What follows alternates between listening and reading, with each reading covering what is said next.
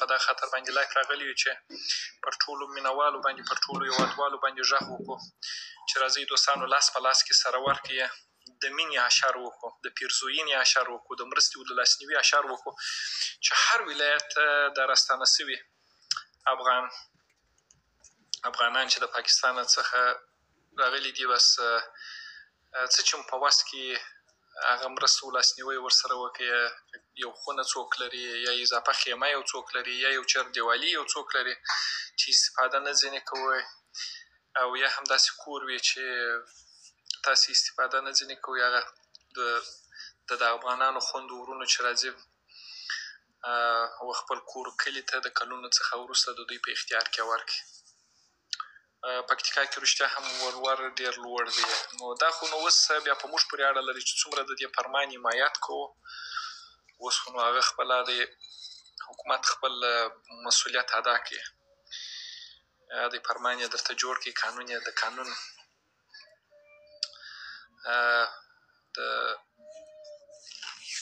قانون په شکل باندې دا چې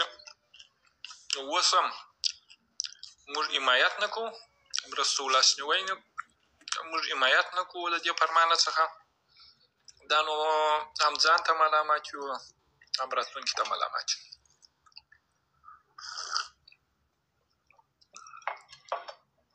اوس نو په موږ باندې هېڅوک نه دي ملامت موږ خپله ملامت یو دغه فرمان باید اوس د څه چې ځوانانو د دغه فرمان کاپیې پیدا کړې وای باید خپل پر ټیک ټاک و پر فیسبوک و پر ډیو باندې پورته کړی وای او یو ښه ټینګ حمایت یې د دغه فرمانه څخه کړی وای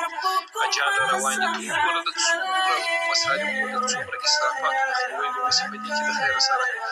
دا څوک چې د حج دغه د عمرې دغه لري د عمرې شوق لري دوستانو د دې ته به څومره خیر ورسېږي او یا کسان چې د ډېر وړاندې شتمنۍ څخه کوزده نشي کولی چې د ولوره څخه یې څو برابره د واده مصرف هغو ته یې څومره خیر ورسېږي که موږ داسې حمایت ونه کړو د دغه فرمان حمایت ونه کړو بیا موږ په خویندو ورونو ملامت یو په حکومت هم ملامت یو ځان ته ملامت یو د هېواد راتلونکي ته ملامت یو نو هیله کومه دوستانو د دا لوړ ملا ماتونکي ولورو بې ځایه رواجونه ضدبازۍ په عمرې کې د عمرې په مبارکۍ کې د اسرافونو د مخنیوي په خاطر باندې د حج د مراسمو مبارکۍ په وخت کې د دې ټولو کې دغه مخنیوی وکړو د اسرافونو مخنیوی وکړو او دا نو په یوازې باندې نه کېږي دوستانو دا باید ټول لاس پر لاس باندې سره ورکړو او د لوړ ماتونکي ولورو بې ځایه رواجونو ضدبازۍ او په واده کې د لوړ مصارفو پر ضد باندې مبارزه علني کړو اوس نو بیا څوک ویلی هم نشي چې ته مبارزه مه کوه چې دا چا درته ویل ورته ووایه چې زه د صادر شوي فرمان حمایت کوم بس داسې دا بله څوک جواب هم نه لري دا څوک چې جواب هم نه لري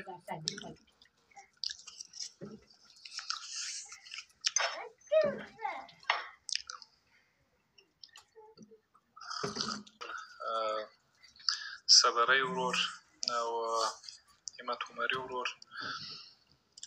زکریا ورور د ټولو سلامونه علیکم السلام وایم زما سلامونه نیکې له احترامات هم ومنئ هجې ورور دی فکر کوم